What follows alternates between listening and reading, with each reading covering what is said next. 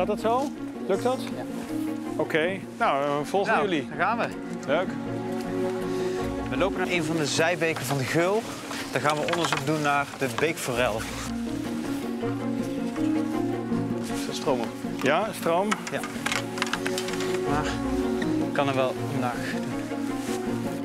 Dit is een van de beekforelbeken van ons land. Het is een enorm mooi, vrij meanderende beek. Dat zie je eigenlijk bijna nergens meer. En je ziet eigenlijk hier heel mooi, dus een soort van grindpakket.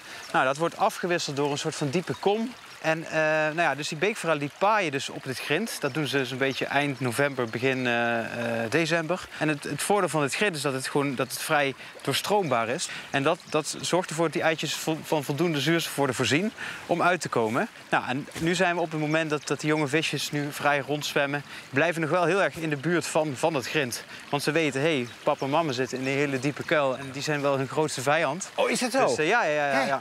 Ouders zijn heel opportunistisch en die zullen elk visje, die herkennen hun eigen jongen niet, zal ik het zo zeggen. Nou, ik snap dat jullie best moeten doen om dat beest te beschermen. Ja. Want als die eigen ouders al die jonge vissen opeten. Ja, zeker. Dat maakt het heel erg lastig. Maar denk eens na.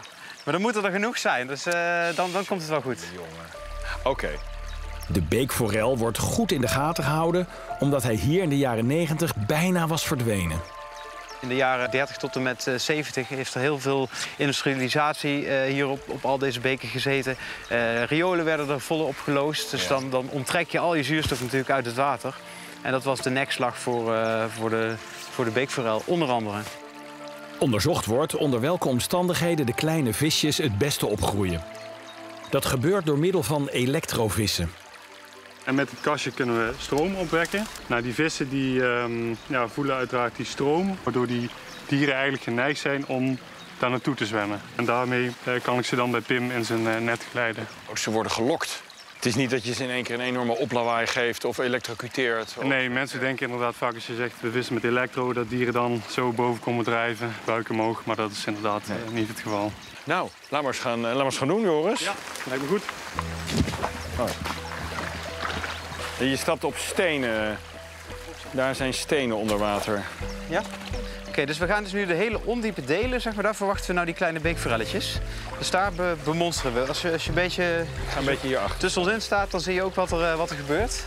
En natuurlijk naast die beekforellen vangen we ook nog wel andere vissen hier. Hé, daar komt een vis aan. Een hele bijzondere soort, zeker in Nederland, maar de gulp speelt hier een hele belangrijke rol in, is de beekdonderpad. En dat is echt een hele typische bodemvis van snelstromende beken. Een hele platte kop, grote borstvinnen. De beekdonderpad was bijna uitgestorven en sinds de jaren 90 is de waterkwaliteit flink verbeterd. En dat heeft er ook voor gezorgd dat die beekdonderpad zich weer helemaal heeft kunnen herstellen, zeg maar, in populatie. Fantastisch, zeg. Ja. Die willen we naar Stijn, denk ik, hè? Ja, hij komt eraan gezwommen.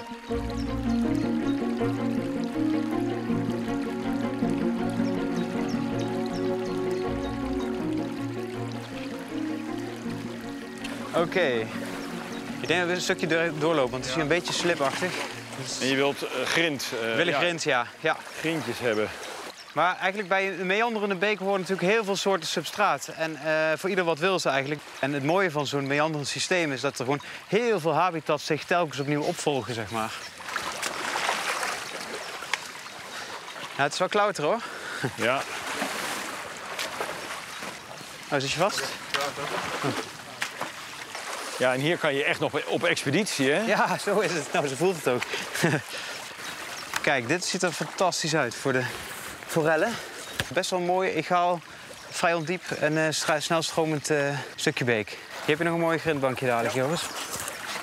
Ja, vind ik ja. Dan moeten we toch ondertussen wel een forelletje vangen. Ja. Ja, hebben ze. Oh, ja. Beekforel. Het vetvinnetje is dat is heel typisch voor de zalmachtige, waartoe de beekforel behoort. En dan heb je nog de tijgerstrepen als het ware, wat heel typisch is voor de jonge forelletjes. En we herkennen de forelletjes echt aan de hele mooie felwitte buikjes die ze hebben. Kijk, ze zijn best wel donker aan de bovenkant. Dat zie je ook wel. Het grind is heel erg donker, dus daar vallen ze goed in weg. En aan de onderkant, voor eventuele prooidieren, zijn ze heel licht, net als de lucht. Oh, ja. Dus ze zijn heel goed aangepast als het ware om op zo'n grindbank te kunnen overleven. Ja. Goh. Mooi, hè? Nou, we hebben er in ieder geval één. Ja, zo is dat. Dus ze zitten hier. Ze zitten er, ja. En waar er 1 zit, moet er natuurlijk meer zitten. Ja, 2 beekforelletjes. Hier. Oh ja, mooie zilveren buikjes.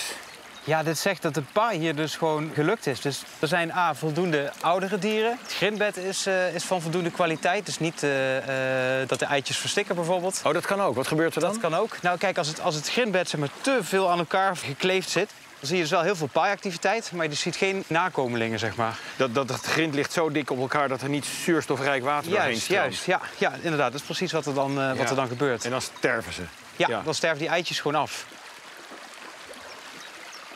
Dan gaan we op zoek naar de vader of moeder. Nou, dit is wel een hele interessante kom weer. Je ziet dat de grindbank hier als het ware ophoudt. En in één keer krijg je die diepe overgang. Dat is echt de plek waar die grote vissen... die hebben daar het monopolie op, als het ware, op die plekken. Ja. Oh, goeiedag. Oh, zeg. Jongen. Dus hier hadden jullie het over? Ja, hier hadden we het over. Nu zie je de stippen, hè? Jeetje, wat een tekening. Mooi, hè? Nou, wat een beest. En die bek, ja, daar zie ik wel een soort zalm in. Ja, absoluut. Nou, daar is hij ook heel erg nauw aan verwant. Ja, fantastisch. Ik heb dit nog nooit gezien. Ja, beekforel is enorm zeldzaam. En zeker een dier van dit formaat. Dat is echt uitzonderlijk. Ja? Dit is voor jou ook een... Dit blijft fantastisch. Ja, dit gebeurt nog niet eens 1 keer per jaar, denk ik. Zoiets. Laten we hem daar nog even opmeten, Joris. 55. 55, inderdaad. Ja, jullie gaan er niet zo mee op de foto? Nee. Na een paar foto's en wat metingen kan de beekforel zijn weg vervolgen.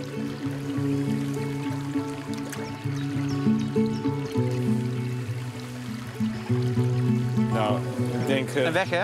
Goed 0,8 seconden. Maar hij kwam wel even... Hij kwam mooi voorbij. Hij kwam wel even voorbij.